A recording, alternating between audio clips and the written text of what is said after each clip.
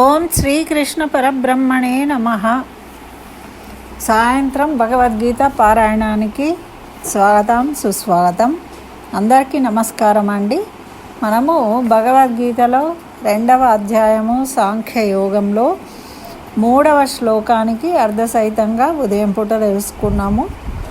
ఈ సాయంత్రం 4వ శ్లోకాన్ని తెలుసుకుందాం. అంతకుముందు ఒకసారి 3వ శ్లోకంలో ఏమన్నాడు అంటే, కృష్ణ భగవానుడు పార్థుణ్ణి పరంతప అన్నాడు. పరంతప అంటే పీడించేవాడివి, నువ్వు వీరాది వీరుడివి, పీడించాల్సిన వాడివి, ఇలా పోతున్నావు పెరికి పందలాగా భయపడి, ఇది నీకు తగింది కాదు అన్నాడు. అన్నందుకు ఈయనకి కొంచెం అయ్యో నేనేదో భయపడి పారిపోతున్నా అనుకుంటున్నాడు కృష్ణుడు అని కొంచెం రోషం వచ్చిందనమాట. అందుకని ఇప్పుడు అర్జునుడు చెప్తున్నాడు వెంటనే, మనం ఊరుకోం కదా, రోషం రాదా మనకి చేతగానోడివి అంటే. అందుకని అర్జునుడు చెప్తున్నాడు, కథం భీష్మ మహం సంఖ్యే ద్రోణం చ మధుసూదన ఇషుభి ప్రతియోత్స్వామి పూజార్హ హరిసూదన. ఇక్కడ మధుసూదన హరిసూదన అంటున్నాడు. శత్రువులను సంహరించావు, నువ్వు రాక్షసులను సంహరించావు అని పిలుస్తున్నాడు. ఓ శత్రువులను సంహరించినవాడా, రాక్షసులను సంహరించినవాడా అంటున్నాడు కృష్ణుని. ఎందుకు అంటున్నాడు అనేది తెలుసుకుందాం. ఏమన్నాడు, భీష్మ ద్రోణులు ఎటువంటి వాళ్ళు, నేనేదో పిరికి భయంతో వీళ్ళకి చూసి భయపడిపోతున్నా అనుకుంటున్నావా? అదేం లేదు. భీష్ముడు ఎటువంటి వాడు, ద్రోణుడు ఎటువంటి వాడు, వాళ్ళు పూజార్హులు, గౌరవించదగిన వాళ్ళు, వందనం చేయవలసిన వాళ్ళు. అటువంటి వాళ్ళను నేను ఎలా ఎదిరిస్తాను? ఓ హరిసూదన అంటున్నాడు. మరి కరెక్టే, శత్రువులను అంటే సంహరించవచ్చు, కానీ మిత్రులను ఎలా సంహరిస్తాము? అందులో మనం పూజించదగ్గ గురువులను, పితామహుణ్ణి ఎలా సంహరిస్తాము? చెప్పేవాళ్ళు ఎవరైనా చెప్పచ్చు ఈజీయే, కానీ చేసేవాళ్లకు ఎలా చేయబుద్ధి అవుతుంది? చూస్తూ చూస్తూ చిన్నపిల్లోడు ఎలా కొట్టబుద్ధి అవుతుంది అంటారా లేదా? తప్పు చేసినప్పుడు వాడు బాగుపడాలంటే శిక్షించక తప్పదు కదా తండ్రికి. మరి కానీ మనం అనేస్తాం అన్నమాట, ఊరికేనే కూర్చొని జడ్జిమెంట్ ఇచ్చేస్తాం. వాళ్ళు అలా చేసిండ్రు, వీళ్ళు ఇలా చేసిండ్రు, ఏవో చెప్తాం. మనకే ఆ పరిస్థితి వచ్చినప్పుడు కదా మనకు తెలుస్తుంది. మనకు తెలిసినప్పుడు కదా మనము దాని గురించి మన మాటల్లో చెప్పగలుగుతాం, మనం ఏం చేస్తామో తెలుస్తుంది. ఇప్పుడు అర్జునుడికి అదే పరిస్థితి.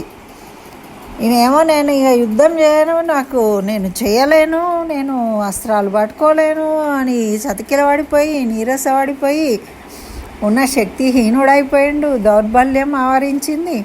ముందేమన్నాడు, ఇంత దౌర్బల్యంగా ఉన్నావేంటిది, నీకు ఎక్కడి నుంచి దాపురించింది ఇదేంటి, యుద్ధం చేయాల్సిన వాడివి అంటే ఏమనిపించలే.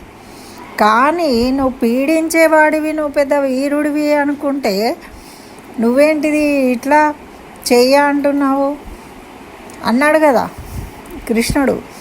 అన్నందుకు ఆయనకు పౌరుషం వచ్చింది. పౌరుషం వచ్చి, నేనేం పిరికివాడిని కాదు, నేను భయపడిపోతులేను యుద్ధానికి అనుకుంటున్నావేమో, అలాంటిది ఏం లేదు, పిరికితనంతో బాధతో పోవట్లేదు.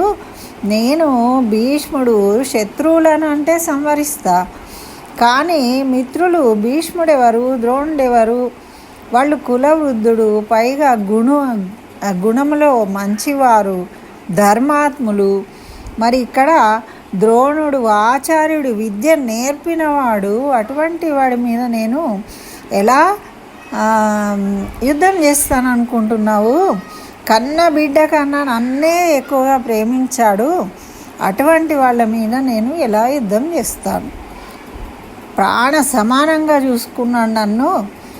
మరి నా చేతులు వాళ్ళకు పూజించడానికి, వందనం చేయడానికి ఉపయోగించాలి, కానీ అటువంటి వాళ్ళను బాణాలు ఎక్కువ పెట్టడానికి ఎలా ఉపయోగిస్తాను నేను? అచ్యుత ఆలోచించు.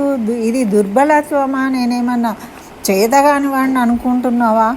ఇది నాకు తగదు అంటావా వాళ్ళని పూజించడం అన్నది అని అనేస్తున్నాడు. మన వాళ్ళు కూడా అంతే కదండి. అరే ఏమైందిరా నీకు గంట శాతం అయితే లేదా అన్నం అనుకో, ఏదన్నా పని చేయకపోతే వెంటనే వాడికి కోపం వస్తుంది కదా. ఎవరికైనా రాదానండి చెప్పండి, మనకు కూడా వచ్చేస్తుంది. ఆ పరిస్థితిలో నువ్వు చేతగానోడివి అంటే ఎవరికైనా కోపం వస్తుంది. ఏమో అంటారు కదా, చచ్చే పాము కూడా బుస కొడుతుందట పౌరుషంతో. అట్లా ఇక్కడ అర్జునుడు కూడా వెంటనే ఊరుకోవట్లేదు. మనలాంటోడే కదా అర్జునుడు. అందుకని వెంటనే కృష్ణుడైనా సరే, తల్లైనా, తండ్రి అయినా, గురువైనా, ఎవరైనా సరే వెంటనే సమాధానం చెప్పేయడమే. ఎందుకంటే అలాంటి సిచ్యుయేషన్లో ఎవరైనా అదే చేస్తారు. అక్కడ ఉన్నది ఎవరితో మాట్లాడుతున్నాం అనే ఉంటుందా? మనం ఏమంటాము, ఏదో ఆవేశంలో కోపంలో అన్నానండి అప్పుడు అని తర్వాత వచ్చి క్షమించండి అని అడుగుతారు. కానీ ఆ సమయం వచ్చినప్పుడు మాత్రం అందరూ అదే పని చేస్తారు. వాడిని కూర్చోబెట్టి అట్లా కాదురా నాన్న అని బుజుగరించి చేసి అట్లా కాదు ఇట్లా కాదు అని మళ్ళీ చెప్పినామనుకో, చెప్పిన తర్వాత అప్పుడు సరే ఓకే అంటాడు వాడు చేయడానికి ఆ పని. కానీ వెంటనే అలా చెప్పకుండా అరే నీకు గీంత తెలివి లేదా, అరే గీంత చేయరా నీకు అన్నామనుకో, అప్పుడు వాడికి కోపం వచ్చేస్తుంది, ఇంకా దుఃఖం ఎక్కువవుతుంది. ఇంకా వాడు మనం చెప్పేది ఏం వింటాడు? వెంటనే మనకు సమాధానం చెప్పడానికి ప్రయత్నం చేస్తాడు. అదే ఇక్కడ అర్జునుడు కూడా అదే విధంగా కృష్ణుడు నీకు తగింది కాదయ్యా బాబు, నువ్వు ఇలా చేతగానోళ్ళలాగా యుద్ధం చేయ అంటున్నావేంటిది అర్జున? నువ్వు పరంతప, నువ్వు యుద్ధంలో ఎదుటి వాళ్ళను పీడించాలి, వాళ్ళని భయపెట్టాలి. కానీ నువ్వు ఏంటి ఈ విధంగా అన్నంగానే ఆయనకి వచ్చేసింది. ఇంకా కృష్ణుడైనా సరే నువ్వు చంపావు మధుసూదన అంటున్నాడు. ఎందుకంటున్నాడు? నువ్వు రాక్షసులను చంపినావు చెడ్డవాళ్ళు కాబట్టి, శత్రువులను చంపినావు హరిసూదన అంటున్నాడు. కానీ మిత్రులను చంపుతావా నువ్వైనా? మరి కృష్ణుడైనా చంపిండా మిత్రులను? చంపలేదు కదా. అట్లా మరి మిత్రులైన వాళ్ళు కదా వీళ్ళు, గురుతుల్యులు, వృద్ధులు, మంచివాళ్ళు, ధర్మాత్ములు. వీళ్ళని ఎలా సంహరిస్తాను? అది తగినదైనా, నేనేం భయంతో పారిపోవడం లేదని వెంటనే కృష్ణుడికి సమాధానం ఇచ్చాడనమాట. మరి ఇంకా 5వ శ్లోకంలో ఇంకేం చెప్తాడో చూద్దాం. ఇదండి 4వ శ్లోకానికి యొక్క అర్థము. స్వస్తి. సర్వం శ్రీకృష్ణ చరణారవిందార్పణమస్తు.